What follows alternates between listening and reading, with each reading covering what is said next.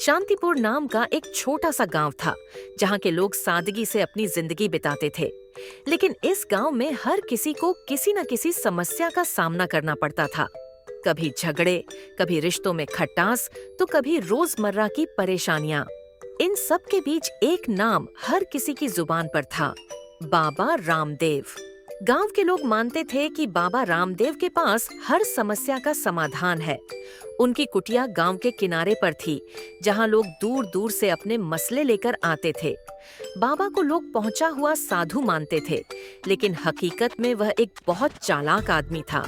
बाबा रामदेव के पास हर समस्या के लिए कोई न कोई हल होता था। अगर किसी महिला को अपने पति से शिकायत होती, तो बाबा उसे एक ताबीज देकर कहते, बेटी, ये ताबीज अपने पति के तकिए के नीचे रख देना। एक हफ्ते में वह तुम्हारे वश में आ जाएगा।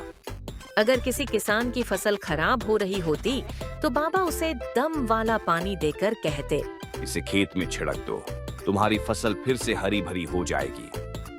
गांव के भोले भाले लोग बाबा की बातों पर आंख मूंद कर भरोसा करते थे।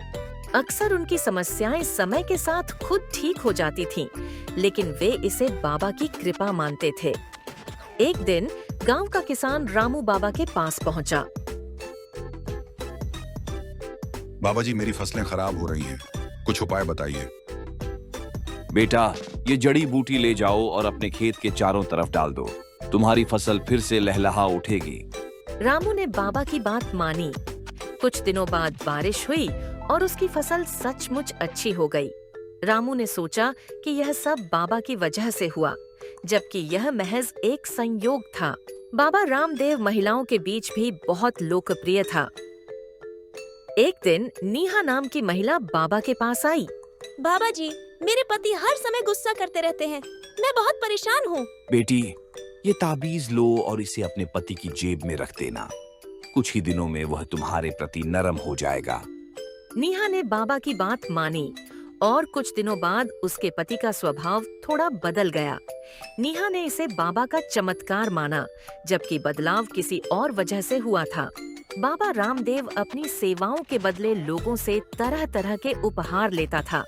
कोई उसे अनाज देता, कोई मिठाई और कोई पैसे। बाबा ने अपनी चालाकी से गांव वालों को इस हद तक अपने जाल में फंसा लिया था कि वे हर परेशानी में उसी के पास भागते थे।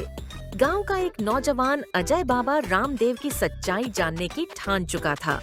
उसने महसूस किया कि बाबा के दिए गए समाधान अक्सर समय या संयोग से काम करते हैं, न कि किसी विशेष ज्ञान या शक्ति से। एक दिन अजय ने बाबा की कुटिया के बाहर छुपकर उसकी बातें सुनी। बाबा अपने एक साथी से कह रहा था, देख, लोग कितने मूर्ख हैं। उनके मसले तो खुद ही ठीक हो जाते हैं और मैं उनका श्रेय ले लेता हूँ। अजय ने यह बात गांव वालों को बताई, लेकिन ज्यादातर लोग उसकी बात मानने को तैयार नहीं थे।